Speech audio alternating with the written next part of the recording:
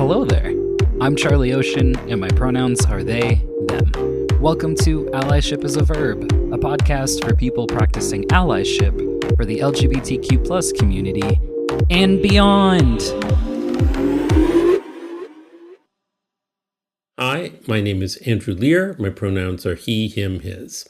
Before we dive into the episode, I want to say thank you, Craig Martin.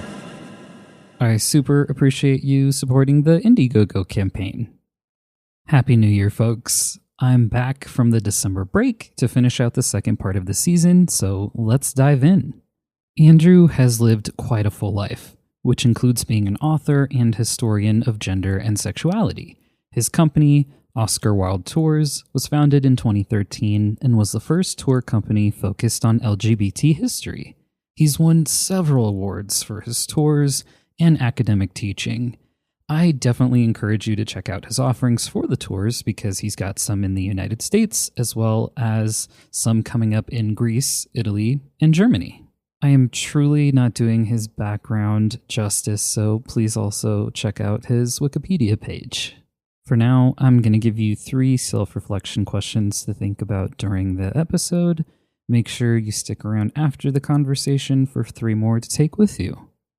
Number 1. Have I ever studied the life of a historical figure and later learned that they identify as part of the LGBTQ plus community? Number 2. Am I familiar with Frank Kameny or Craig Rodwell? Do I know what they are known for? Number 3. Is there still a need for LGBTQ plus bookstores? Do I know of any? And now, the conversation. You are gay and a gay historian. What does that mean to you? What does it mean? That's what I do. I guess I got into this position somewhat indirectly. I was a professor of classics, which means, since people don't seem to know what classics means anymore, means Latin and ancient Greek, literature, culture, history, philosophy, art. It's really nothing. It's like there's no definition. It's an area study. And I particularly focused on issues of male-male relations in ancient Greek culture, which are a really important theme in ancient Greek culture. And I guess I got in a lot of career trouble because of that. Thus, it became a very important part of my identity. You've managed to, over the years, combine your love of gay art history and travel. Through your tours that you do, you also have some online. What are some surprising or impactful discoveries you've made about LGBTQ plus history? Oh gosh, there are just so many. You're forever coming upon something that you think, really? Wow. Just it goes on and on. I think probably this year I put together a tour in Germany for the first time. An important theme in this tour, or an important figure in this tour, is a person, historical person, about whom I'm also working on a movie that I think is now a TV series. I used to think it was a movie, who was, in the 1940s, a gay Jewish teenager who ran one of the largest resistance organizations in Nazi Germany, possibly the largest Jewish resistance organization in Nazi Germany. What I discovered over the year before that was that there are quite a number of LGBT resistance heroes in Nazi Europe. And it really, it's just kind of an interesting door to open. You find all these unbelievably courageous people fighting for themselves and others in this terrifying circumstance. And some were Jewish, some weren't Jewish. And among other things, something I just happened upon is that so there's really only one well-known resistance group in Nazi Germany. It's a group that was called the White Rose. There are 3 movies about them, so they're quite well known. And what I didn't know was that the founder of that group was also gay. And that his being gay is not just an incidental fact to the story. It's actually ultimately he became a resistor because of the way he was treated or his sexuality was treated in Nazi Germany. So it's really, although obviously not treated as badly as it could have been because he wasn't, in a concentration camp or anything. He was able to form a resistance group at the university in Munich to sort of open this world. It was really, really very interesting and entirely new to me. When you're creating these tours, how do you curate that experience? Like, do you try to find a balance of some of the moments that are a little bit more crunchy or intense with some of the more joyous parts? Or what helps to determine the, I guess, tone or vibe of the experience that you're creating for people? Yeah, that's a really good question. And it would particularly come up in terms of the trip in Germany. I think that many of the things I focus on are more cheering than you would imagine, partly because I tend to be focusing on things for which there is current visible evidence, so that we're likely to be talking about Michelangelo more than we are going to be talking about people who were mistreated in various ways, because there isn't visual evidence of their lives. So that I don't feel like in my tours of Italy or Greece, they're not depressing. But in Germany, of course, you run up against the mass oppression, particularly of gay men, although of LGBT people in general, and of course of many other people in Nazi Germany. And it did worry me a little bit that the tour would get too depressing at various times. But yeah, I guess I did perhaps somewhat try to balance that out with Marlene Dietrich and Mad Ludwig and other more amusing stories, because it would get too non-vacation like. And I did take the group to Dachau, to the concentration camp in Dachau, where we talked a lot about not only the general situation of mass murder and oppression and so on and so forth, but specifically how it applied to gay men, who were probably the first group systematically arrested, et cetera, by the Nazis. But of course, ultimately not as systematically as Jews. Can you share a particularly memorable or moving experience from one of your LGBTQ plus history tours that surprised you? Well, I think I've recently been talking about this with people. There's a very broad thing that surprises me about the tours, which is why people take them. So I guess I put them together originally just thinking, oh gosh, they're, I know this stuff, that there's clearly enough a market of people who would be interested in hearing. And I saw very clearly that there was a contrast between my tours and the tours of the other big LGBT tour companies, because the other LGBT tour companies just do tours for LGBT people. The tour itself is the same as a tour straight people would go on. Maybe there's some slight mention of something else, particularly now because people have started imitating me a little bit. Basically, it's just a regular, what I would call a vanilla tour of wherever they go, and the group is, LGBT. Whereas my tours are about LGBT material. So they're about art, history, culture in general, created by LGBTQ people or that involved LGBTQ people, whatever. And I actually, in my mind, didn't particularly care whether the people were queer or not. Now, I assume they would be mostly, but they haven't been 100%. A couple of times I've had straight couples who came on my tours. And they came because they had heard me give a lecture at one of the big museums in the United States. They liked the lecture and they thought, well, what the hell? We might as well go on one of his tours. And that worked fine. But it's not why most people come on my tours. And there is this very strong element where people come on my tours because they want to be in a group of other queer people. I may be putting that too strongly. If you think about it, most of the people on group tours, 10-day group tours, are somewhat older. It's the market for that kind of thing. If you're, say, a gay guy and you go on a regular tour, you're going to be the only queer person in a tour that's going to consist of either straight couples or in many cases, a lot of straight women, because of course, among older people, there are more women than men.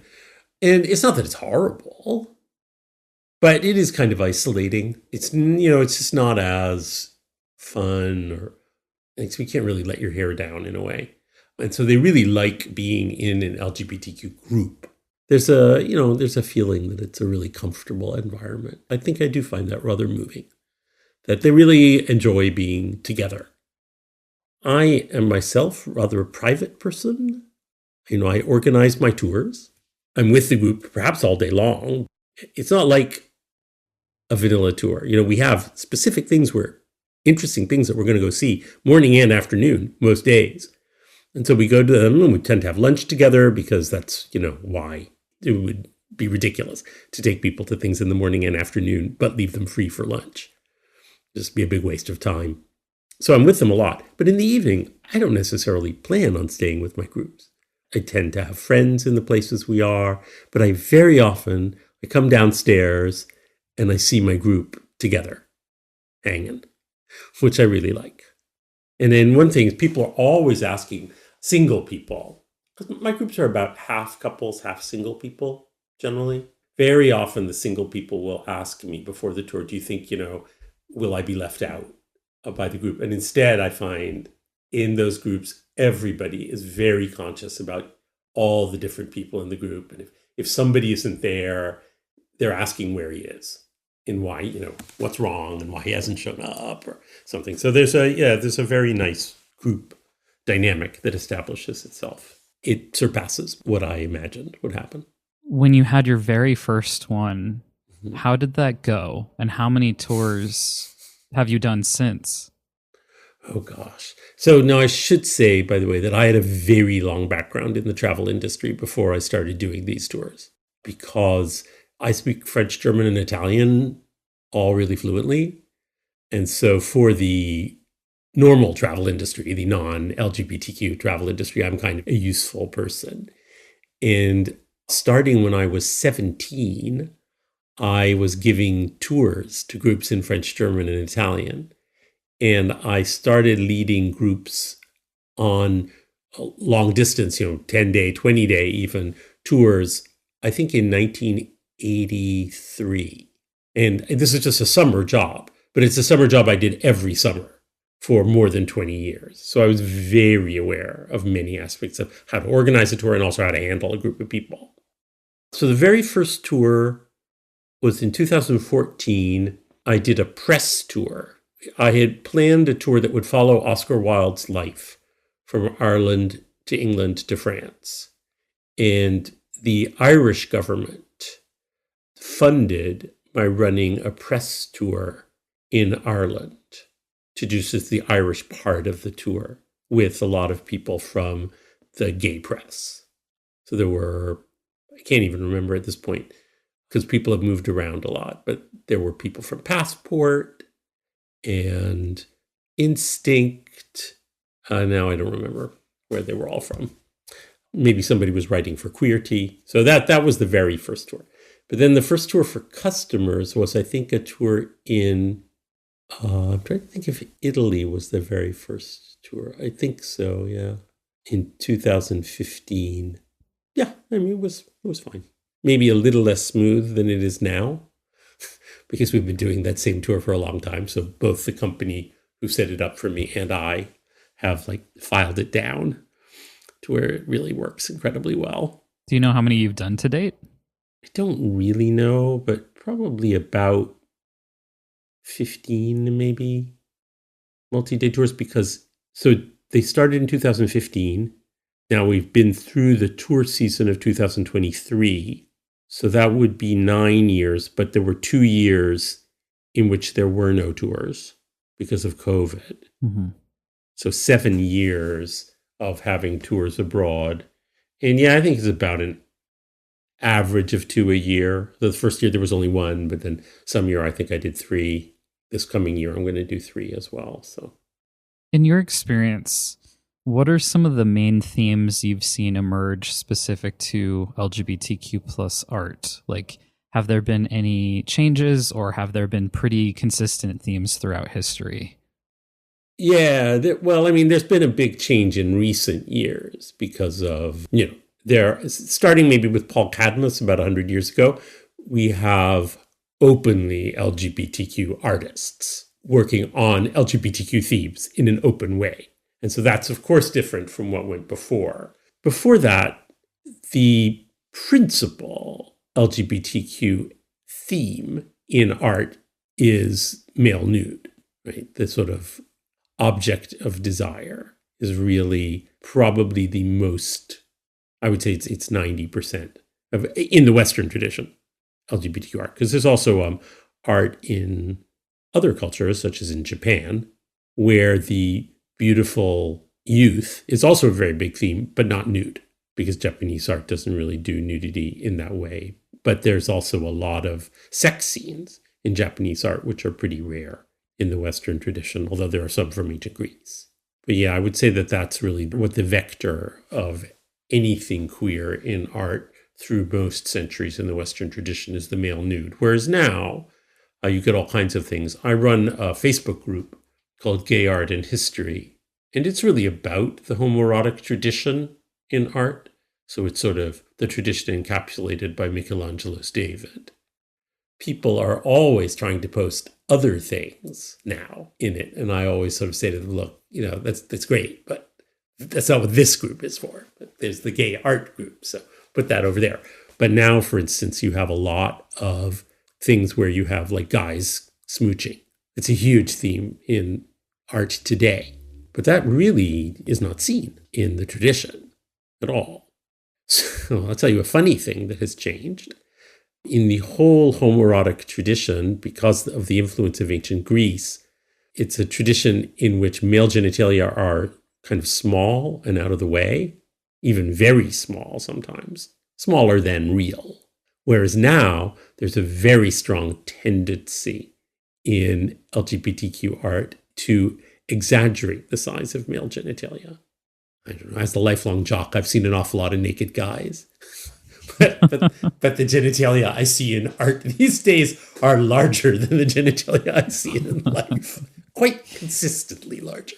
Maybe that's the influence of porn, of course, because the actors in porn seem to be chosen somewhat for having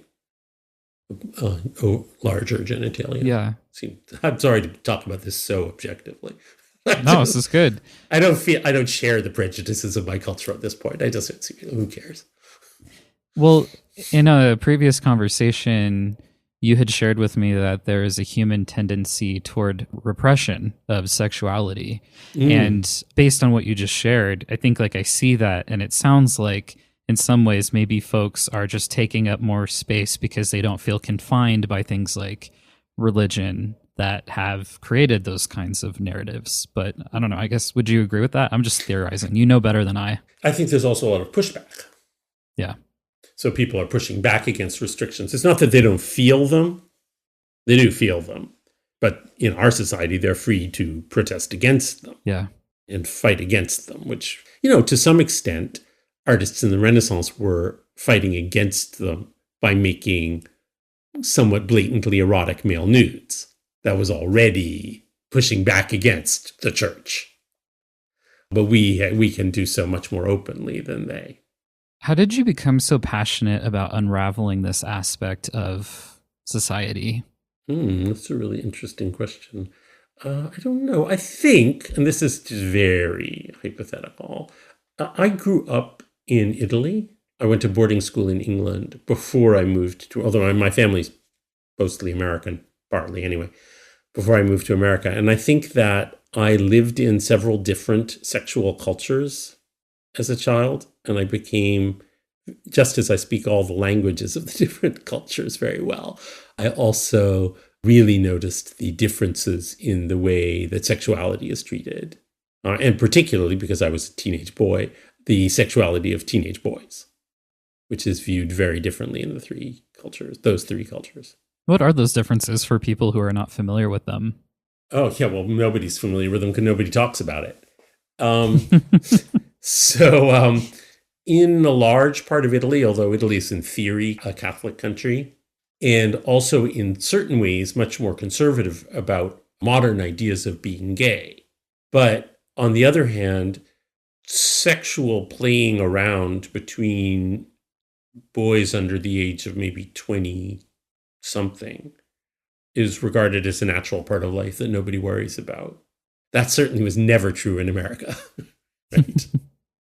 And of course, that was also certainly true in British boarding schools when I was a kid, and is still true, I'm told. Although they've been fighting, the boarding schools have been fighting and fighting and fighting to try to limit it. It's a big effort. separate shower stalls. They try and try and try. But I always thought maybe they were succeeding, but I was told recently by some younger guys I know that they are not successful at all. Yeah, they'll find a way. The desire is there. Yeah, they'll figure it out. Exactly. But I think American, now this may have changed somewhat too, because the generations of kids who are young now are a little less worried about that kind of thing. But we tend to assume very much more strongly that the rules for adults also apply to adolescents. And we take seriously the activities of adolescents, which is to say, it's funny, I catch this all the time. I was just reading some letter to a newspaper recently in which some woman was saying her 13-year-old son and his best friend seemed to like sit awfully close together when they were playing video games together. And she worried, she said, oh my God, I don't want to oppress his sexuality. Is he gay? And, what should I do about it? And I'm sorry, but in the culture I grew up in, 13-year-old boys were assumed to play around with each other. And nobody thought it had anything to do with whether they were gay or not. And I don't think that's ever been true in America. I mean, I think I've only really seen that with girls, like practicing, and I'm using heavy air quotes there, practicing, Oh, interesting. Yeah. And so I think that's been kind of normalized, right? Like I've actually been talking about this with some of my friends, like present day, and a lot of us are millennials, but exactly talking about how like we've lost that intimacy over time, because now there's this expectation that you would do that with like your romantic or sexual partners, but not just like any friend, even if you have that depth and closeness. So maybe previously, and we'll also see this play out in Hollywood, right, where there's a certain age at which you don't really see them having like the sleepovers and the cuddling under the blankets watching movies or whatever, and that's all it is. It doesn't lead to anything else, but like that closeness and intimacy just sort of trails off over time. I think part of it is because, folks might consider it to be cheating, depending what kind of relationship dynamic you're in. But it's interesting because I found myself missing those moments where we could just be intimate in that way, but it doesn't have to mean anything and it doesn't have to lead to anything. We can just have a sleepover, and how nice. I mean, maybe because we're so nostalgic right now for a time that's felt simpler. But even myself, I could say that that's something that I've been craving and missing as of late. Interesting. Yeah, well, certainly I don't think in Italian culture as it was when I was a kid, grown-ups continued doing this. Not at all. And it's funny, I know this still goes on in Italy, only because I've seen it a little bit. I was sitting in a cafe in Florence not very long ago, and there was a group of kids, obviously post-school. I mean, maybe, I don't know, there might have been 17 or something like that. And there was one boy sitting in the middle, and he had his arm around a girl and his arm around his best friend. Or I'm assuming it's his best friend. And then at a certain point, they separated into little, they sex segregated. So the girls were chatting in one corner and the boys lay down and took a nap together, lying on top of each other. Nobody does that at 27. Yeah. That's like, it's kids. And certainly, you don't know, does that mean they're having some kind of sex? Maybe yes and maybe no. Because I happened to snap photographs of these kids. Because I thought, oh my God, this is a sociological example of how Italian culture, American culture is not like this. And then I showed it to a couple of my Italian friends and asked them what they thought was going on. And they all said, oh, absolutely, I'm sure they're playing around. So that's not scientific, however. That's just what they thought. But it was from their own culture. Yeah. So it was sort of fun. But yeah, you don't do that when you're 30. I feel like, and I'm saying this based on different forums and things that I've lurked online over the years, I've noticed that there's a lot of threads of, and I don't know if there's a better phrasing for this, but it seems there's a lot of men who are touch starved because all of a sudden there's just like a sharp drop off. Yeah. I'll see these accounts of how when all of a sudden, let's say, they're straight and cisgender and they're in a relationship with a woman, that if the woman starts like playing with his hair or just like gently caresses his back or something, even just like gives a compliment, that for a lot of them, it just seems like it goes a long way because it's just stuff that's I don't know, I guess not considered appropriate anymore, right? So like Yeah. you'll see again in Hollywood or in people raising children today, there's this closeness and the hugging and the cuddles and stuff. Like I'm thinking about one of my friends that sometimes his young son comes in the morning to cuddle with him because I don't know, maybe he was scared by something or whatever. I'm just like, that's so sweet. But it's interesting. Yeah. Then there's like a sharp drop off at some point where that's just not okay. And then I think they become, yeah, like touch starved. So I think, the version of cisgender straight male life that our society has evolved is a sad thing. It's a very deprived life. It's funny because people think of, ours as living in a patriarchy where cisgender heterosexual males dominate everything, but they only dominate everything at the same time as living very sad, starved lives. yeah, and I think that's why we see high rates of suicide and things like that, especially older in life and once maybe they've retired, if anyone can even afford to do that anymore. But yeah, I don't know. I'm from a generation where a few people still retire, not very many, but a few people do. But I know that that's just not going to be a function anymore. But definitely. Because then, you've been living this deprived, erotically, but erotically is maybe too strong a word, affectively deprived life for a really long time. For a lot of them, the only people from whom they're, allowed to derive any kind of affective pleasure is like their wife and their children. And what happens when your wife dies? Right. It's not a good thing. And it's not for everyone, too, because not everyone's intimate in those ways, but... No, of course. Lots of rabbit holes to go down. Yeah.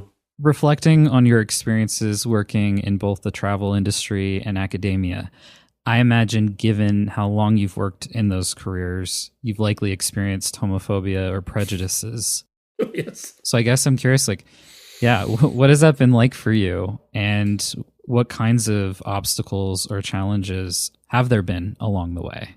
Right. So I have to say in the travel industry, I have not experienced any homophobia, but I work in the LGBTQ travel industry. Right? That definitely helps. My company is clearly in that area and my customers are in that area. And my other connections in the industry are with people I meet through I don't know if you've ever heard of the IGLTA, which is the International Gay and Lesbian Travel Association, which is a charming organization. I got the only fun convention in the world.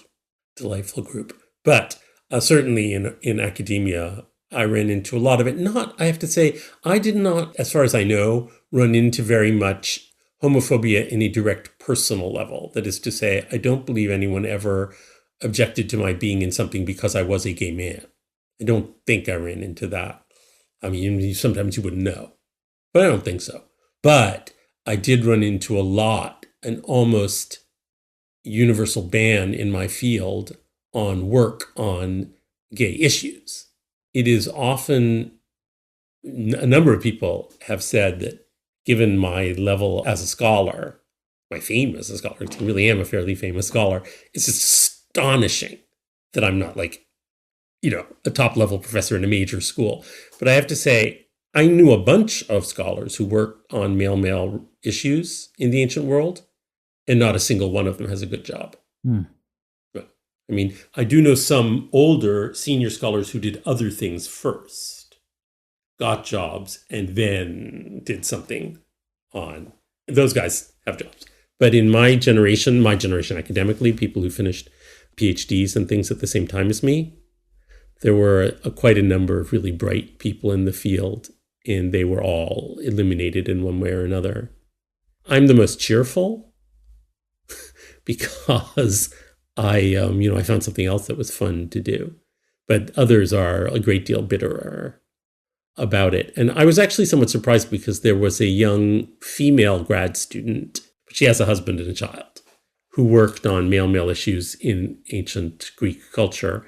I kind of thought, and she was from one of the absolute top classics departments, which are like Harvard, Princeton, and the University of Michigan. Those are like the three big, and Berkeley. Those would be the four big ones. She was one of them. And I thought, okay, so maybe she will get through this barrier. But no, she didn't, despite her manifestly excellent dissertation and everything else that she had, she was literally tossed out of the field. What are some common misconceptions people have, and what's a crucial aspect of that historical event that often goes unnoticed? A thing that interests me about the Stonewall Uprising, as I think we should probably call it, is the mythification of it.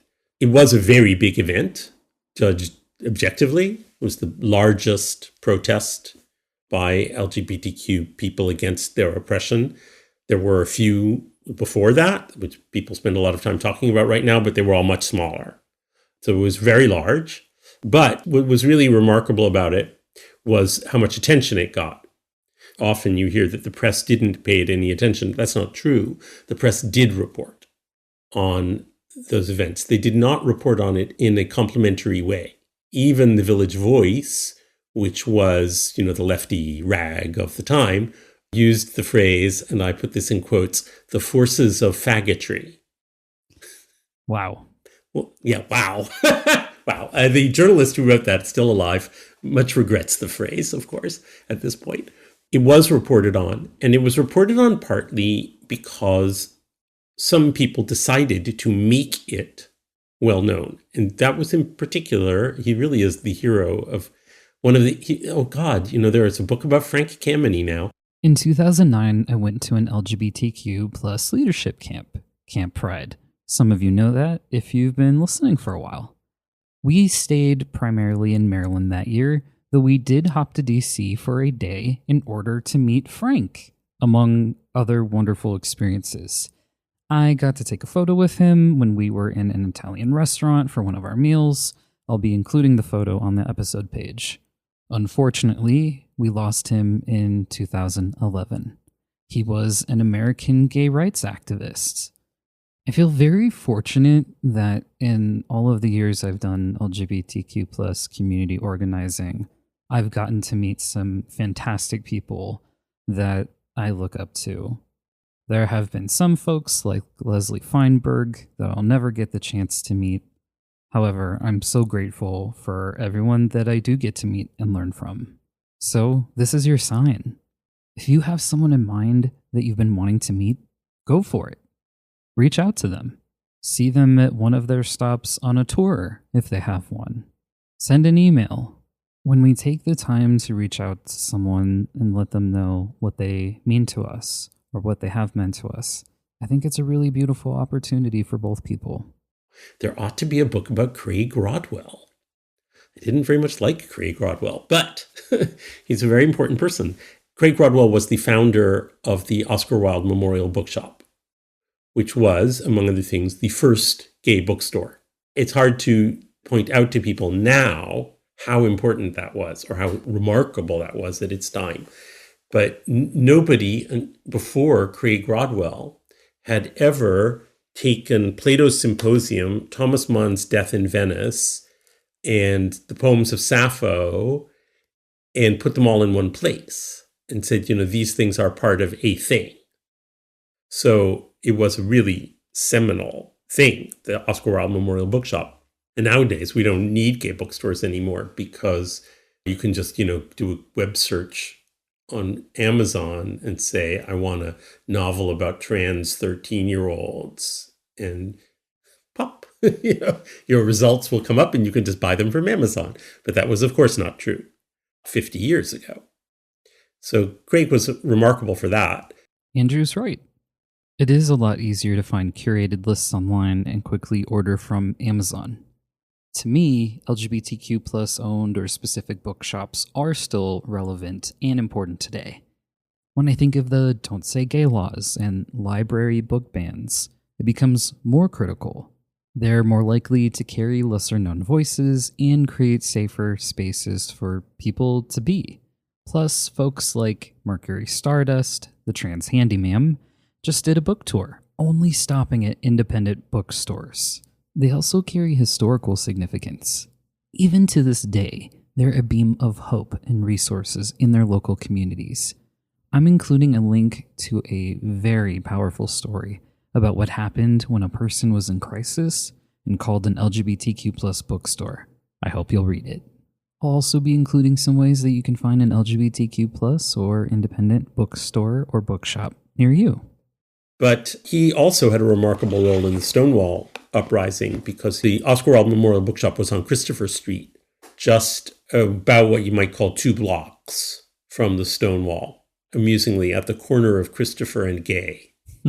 It's a great corner to have a gay bookstore at, right? Although obviously Gay Street was not named for anything to do with homosexuality. It's just the name, an 18th century name of a street.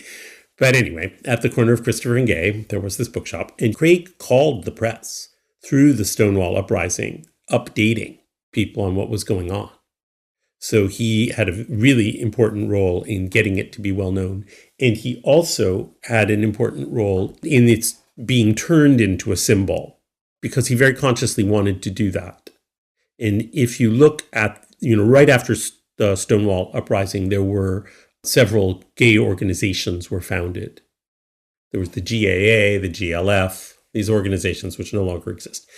The GAA, Gay Activists Alliance, was founded in New York City on December 21st, 1969, almost 6 months after the Stonewall uprising. The GLF was the Gay Liberation Front. It was meant to be the gay version of the Black Panthers. If you look at the GLF flyers for 1969 and 1970, you see little personal ads from Craig Rodwell saying, if you can think of a way to commemorate the Stonewall riots, call Craig Rodwell at the Oscar Wilde Memorial Bookshop. And he, among other people, but very largely he, came up with the idea of a march, which of course we now know as the Pride March, although at the time it was called the Christopher Street Gay Liberation Day March. That really was the event that broke through the sound barrier. That march on the anniversary of the first Stonewall riot in 1970, when estimates vary, but about 2,000 people ended up joining the march up 6th Avenue, really, caught the public's attention. And also, it wasn't the beginning of a movement. There already were various different LGBT rights organizations, but it was the moment when that movement caught fire. So it was very important. But a further aspect of this mythification, this is kind of like, it's an event about which people know very little. There is very little information. It was reported on in the press, but not in great detail. There is only one photograph. Some rare Stonewall uprising photos on the second day of protests surfaced in 2019. The photos were displayed in an exhibit in New York. I'll be linking to more information so you can check them out.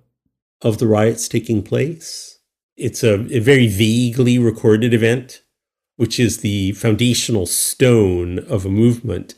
And it's not only can its meaning change, but people's memories of what happened can change. To add to the myths rabbit hole of the Stonewall uprising, some people have said to have been there who weren't. There are different recollections of who threw the first brick, punch, some object. I actually remember when the Stonewall film came out in 2015, lots of folks, myself included, cried out that it whitewashed history, and we were discouraging folks from watching it because it erased people like Marsha P. Johnson and Sylvia Rivera.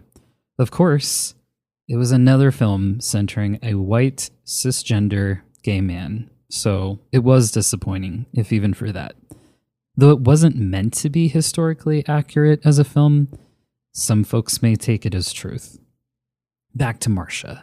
Marsha didn't arrive at the Stonewall Inn until about 2 a.m. after the uprising already started, which comes from Marsha directly. There's also much debate about which pronouns Marsha used and if Marsha would have aligned with the term transgender, as it wasn't a well-known term at the time. Still, Marsha and Sylvia did an incredible amount of activism and organizing, though we can't specifically credit them to the Stonewall uprising.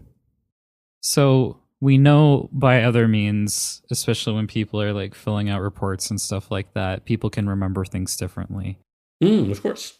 People's memories, we can't always trust them. Sometimes it's all we have to go off of. So, yes, in this kind of work, how do you vouch for resources?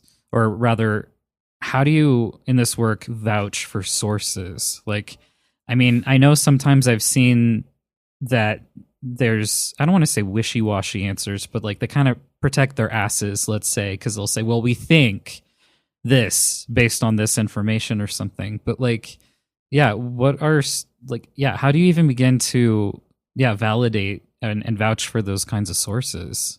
Yeah, it's very hard. This is so funny because this is what the introduction to Thucydides is about. So it's the very first attempt at writing an objective history. He says, people remember things differently. Even people who were there, have different memories. There was a very interesting article I read once, I wish I could locate it, about, so you remember the incident in which Khrushchev banged his shoe on the table at the UN. There was an article where somebody interviewed people who had been present, and their memories were just all over the place, including many people who did not remember that he banged his shoe on the table. Right. I mean, things vary a lot. And I did not know Marsha P. Johnson particularly well, a friend of a friend. In that case, I would think that somebody who knew Marsha well would be the best person to talk to. And we're not, we're still only 70 years after this event, 60 years after it. So there are still some people alive who were there. Not very many people who were there, but there are a few. Right. Of course, there again, you're dealing with, were they actually there? Certainly a lot of people have claimed to have been there. But there we run in a little bit to the same phenomenon you run into with the French resistance, which is there are an awful lot of people claim to have been in the French resistance after the war. But how many of them really were in the French resistance? So you have that same problem, I think, with Stonewall. But there are some people who were certainly there, and certainly some people who knew Marsha. I guess they would be the people to ask. But I don't recall from the 1970s anyone caring a whole lot about what pronouns they used. It wasn't a big issue at that time. And it would seem to me that when people used she, her pronouns, they did so in a campy way. Yeah. Well, and I think this is where you started to see some of the community fracture, right? Because there's even footage of Sylvia that you can watch today, sure, highlighting the fact that especially like gay men were not really wanting people like Marsha and Sylvia to be part of the movement. For I think a bunch of different reasons, but I think that's like why in that video Sylvia was like crying out for it, and a lot of people were booing her, if I remember that correctly. Oh, I've not seen that footage, but that doesn't surprise me at all. Just as people in the feminist movement didn't want lesbians involved, right? Not because they hated lesbians, but because they thought of them as a burden. Yeah, or sometimes it's, well, we'll come back for you, and we. Oh, yeah, I think we've learned a few times now that doesn't work. No, it doesn't work. Doesn't work. They didn't, but they didn't want to be. They didn't want to be accused of being lesbians themselves. They didn't want people dismissing them as lesbians. Right. And that's what Carla J. Really fought back against very successfully in the feminist case. But yeah, it's quite recent that it does seem to me that now there's a pretty comfortable sense that many different sides of the LGBTQ movement, let's call it that, have at least a political movement in common. Mm-hmm. But I think that's a pretty recent consciousness. People did try to think that way. But I mean, the histories of some of these groups are quite different, among other things. Some of what they have in common is politics. They may not be parts of the same social circles. And certainly bars in the 1960s and 1970s were pretty divided, particularly on a gay bars, lesbian bars line. We still see a lot of that today. Oh, of course. Of course you do. I do think there's enough in common for all of us that it also just makes sense for us to band together. Sure. But I understand that it's just history repeating itself and people saying like your struggle isn't my struggle, or I want to worry about my rights first, or whatever. It's definitely something I felt, especially being in California during the whole no on Prop 8 situation.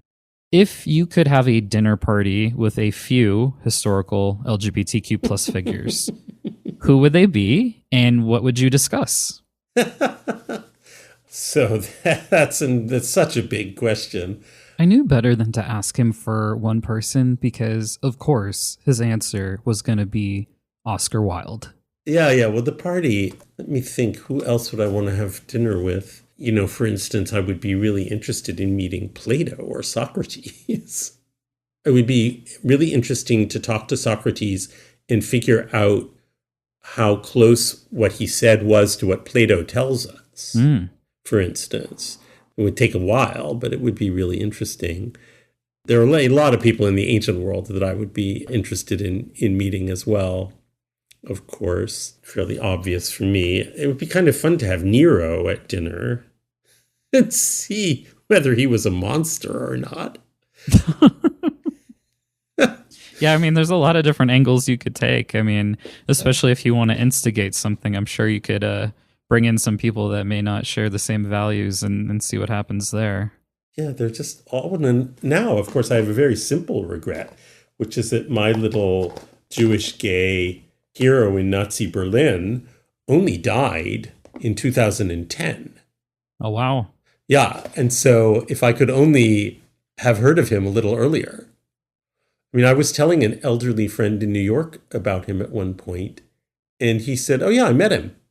But unfortunately, none of the gay historians in New York, relatively eminent ones, none of them met him when he was in New York because none of them had ever heard of him. So for some of the folks that you were first mentioning that would be at this dinner party, what do you think you'd want them to know about life present day? Oh, wow. Well, for Godbeck, I mean, he died in 2010, so he would know most of what we need. I mean, I think that someone like Oscar Wilde would be fascinated by the very different universe of sexual freedom, sexuality freedom that we live in today. Obviously not perfect by any means, but nonetheless, you don't get sent to 2 years of hard labor in prison for being gay. So I think you would be really astonished by the world around us. For the ancient figures, there would be so many things that would astonish them that it's probably too much to imagine. But, Wilde was a very open-minded and curious character, so I think he would be really fascinated. What is a recent moment in time that you think will become a future tour, like the tours that you give? Oh, wow. I can think of, for instance, places like where the first gay marriage took place that will probably be seen as historic landmarks. That where today, I don't have a feeling that people are, it's still an ongoing issue. But wasn't it in the Netherlands that gay marriage became legal first? No April Fools here, but it has been legal since April 1st of 2001.